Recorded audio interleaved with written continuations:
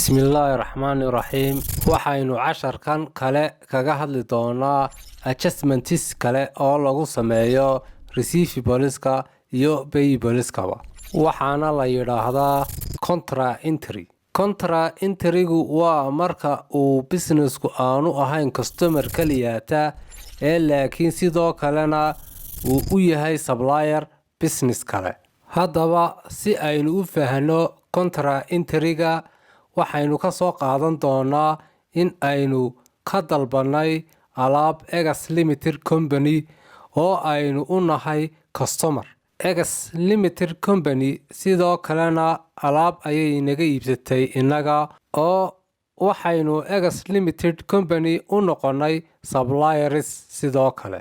Marka waxaynu arkaynaa xaalad in aanu ahayn company-geenu customer kaliyaata laakiin uu yahay supplier sidoo kale.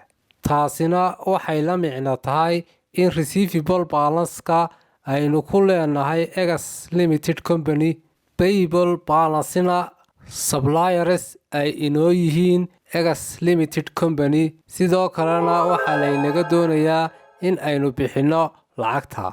Marka waxay noqonaysaa in amounts ay inagu ku leenahay Egas Limited Company iyo amounts ay inagu leeyihiin Egas Limited Company oo payable balance ah. Haddaba sir yar ayaa ku jirta halkan waayo inagu waxaynu ka doonaynaa in aynu ka helo lacag Egas Limited Company customer ahaan.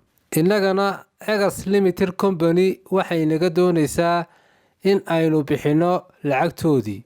Haddaba contra entry waxaynu doonaynaa in aynu samayno waa in aynu meesha ka saarno customerska iyo supplier balanceska si aynu u helo balanceska iyo qolada wax lagu yeelan doono. Marka aynu kala jarano receivables-keeni aynu ku lahayn iyo payables-kii ay iyagu inagu lahaayeen waxa soo hadha. Haddaba waxaan doonayaa in aan sharaxaad ka sii bixiyo. Waxaanan jeclaan lahaa in aan sharaxaada kaga bixiyo ledger account-iga. Waxaanan samayn doonaa 2 ledger account oo yaryar.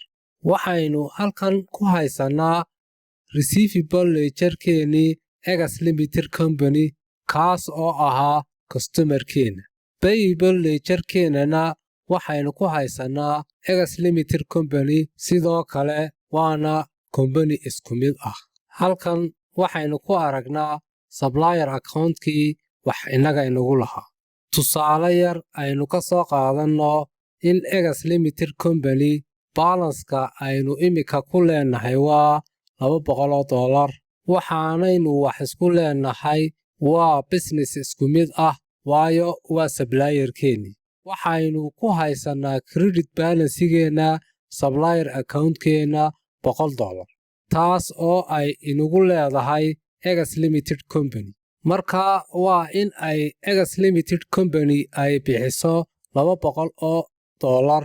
Sidoo kalena waa in aynu inaguna bixino $100 oo ay inagu leedahay Egas Limited Company. Markaana inagu waxaynu u qori doonaa check $100 ah Egas Limited Company. Waxay inoo qori doonaan iyaguna check $200 ah. Haddaba haddii aynu si dhib yari ah u samayno oo aynu isku tuurno waxay iyagu inagu leeyihiin iyo waxay inagu aynu ku leenahay receivables ah. Taas ayaa loo yaqaanaa contra. Marka haddii aynu ku heshiino sida Egas Limited Company waynu samayn karnaa contra entry-ga. Imika contra entry-gu wuxuu yeelanayaa 2 qaybood. Waxaa la yareeyaa receivables-ka, waxaa sidoo kalena la yareeyaa payables-ka. Taasina waa habka uu u shaqeeyo contra entry-gu. In la yareeyo receivables-ka iyo payables-kaba. Marka waxaynu samayn doonaa in aynu deynta laynagu leeyahay ku bixino ta inagu aynu ku leenahay Egas Limited Company. Marka contra entry-gu wuxuu noqon doonaa in aynu ka yarayno debit account payableska si aynu u tusno in aynay Egas Limited Company waxba inagu lahayn. Kadibna waxaynu iman doonaa credit side-ka receivable ledger-keena si aynu uga yarayno amountiskii Egas Limited Company ee aynu iska bixinay.